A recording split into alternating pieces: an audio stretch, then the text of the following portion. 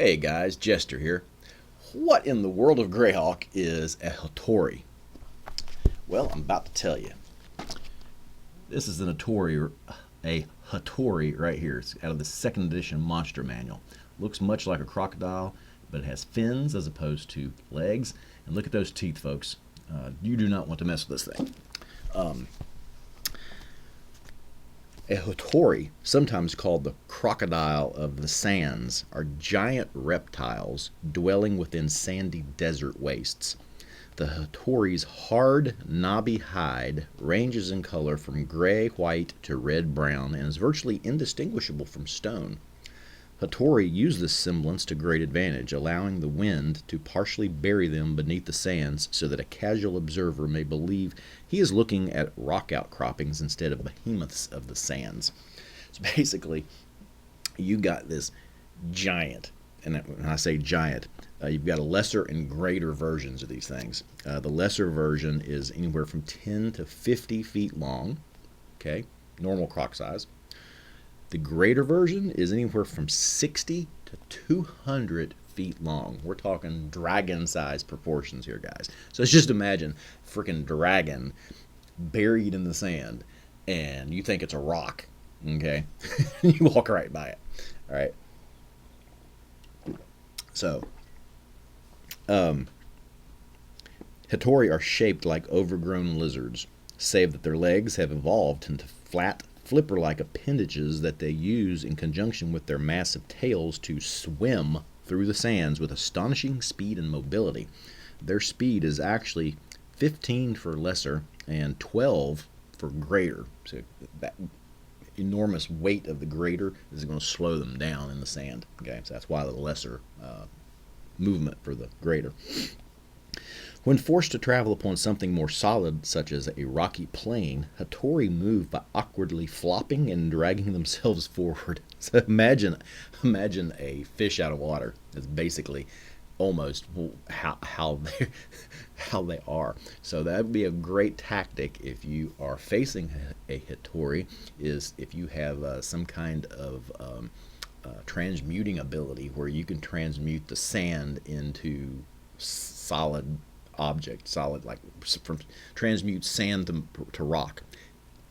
That's not a spell in D&D, so great opportunity for you wizards to get your spell crafting up and get that level raised a little bit, or at least get some experience points by making a new spell, transmute sand to rock. Great effect on a Hatori. Okay.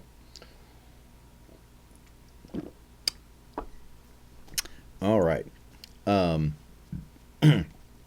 this is what killed me. So, let's see, yeah. All right. Hatori eyes are normally concealed deep within dark recesses that look like small hollows. In the case of the greater Hatori, these recesses sometimes look like cave entrances. Oh my God! So you just you're walking by this submerged greater Hatori that already looks like a rock outcropping, and you come upon what you think is a cave entrance, and you start to walk into the cave entrance, and all of a sudden, the cave entrance just lights up. It's because his eyes, because according to this picture here, his eyes are like this yellow color, almost like a light.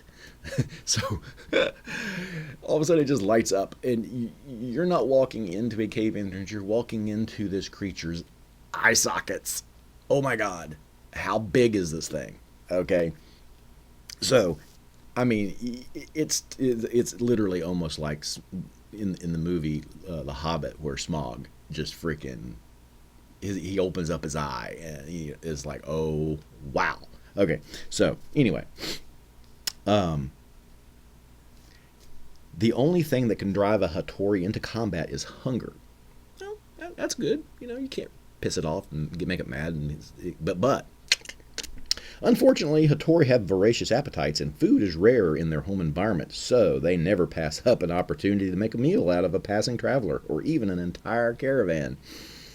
The Hatori's favorite hunting method is to position themselves along a well-used migratory trail or caravan route. When, believing the Hatori to be no more than a rocky outcropping, a prospective meal passes nearby, the Hatori spring into action. Once the battle begins, Hatori try to bite their victims with their toothy maws, which again in that picture looks like a freaking well, crap. What's the fish that everybody fears? That just they're little tiny fish that they just go and kill you. Anyway, razor sharp, lots of teeth.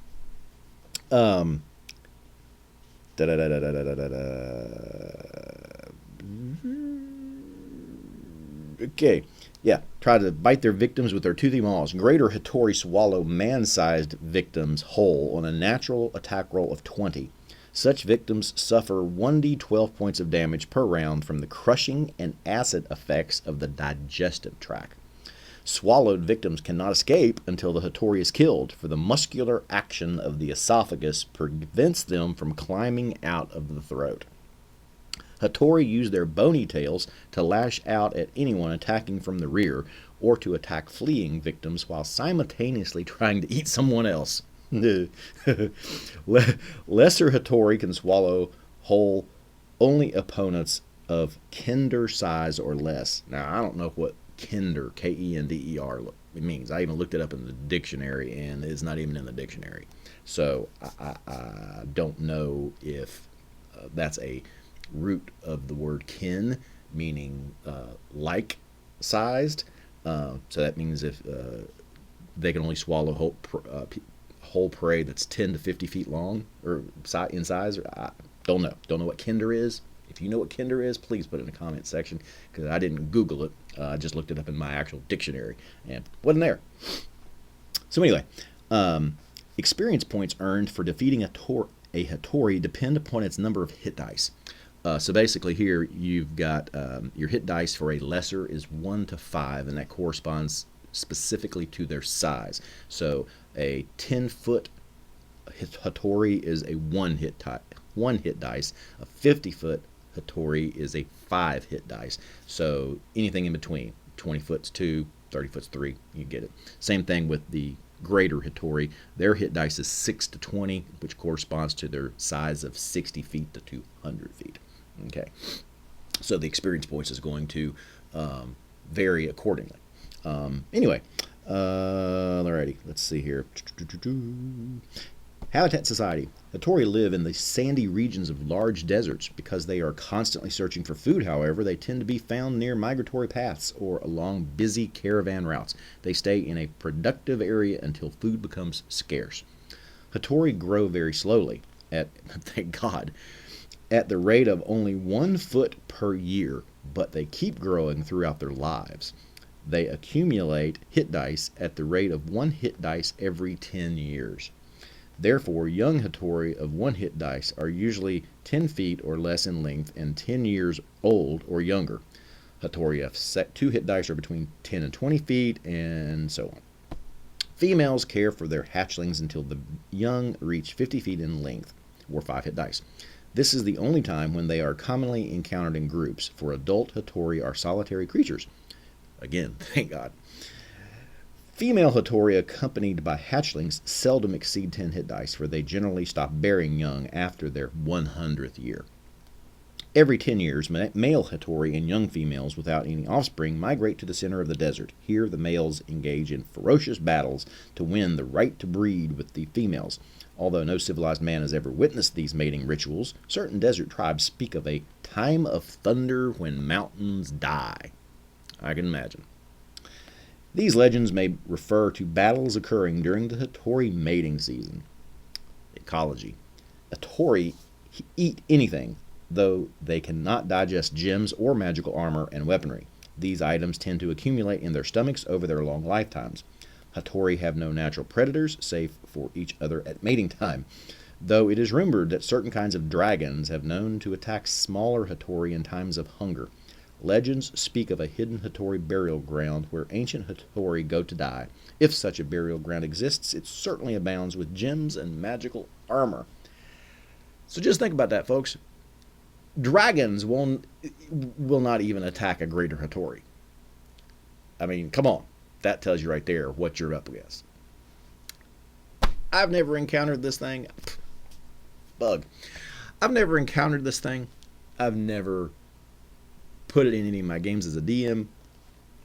It's been in the Dungeon Master. I mean, there's all kinds of monsters I've never actually encountered or ran as a DM before. This is one of them. But it's like last week I did a video on the Harpy, and it's pictured right next to it. So I just took a little bit more interest in reading about it, and I'm like, wow, this thing is crazy. So thought I'd bring it to you guys and see what you thought. Hope you enjoyed the video. Make sure you hit that subscribe button and that like and notification buttons as well. Make sure you share with all your friends so they can enjoy this content as well. Trying to get that subscription rate up, so please subscribe. And till next time, and as always, folks, see you soon.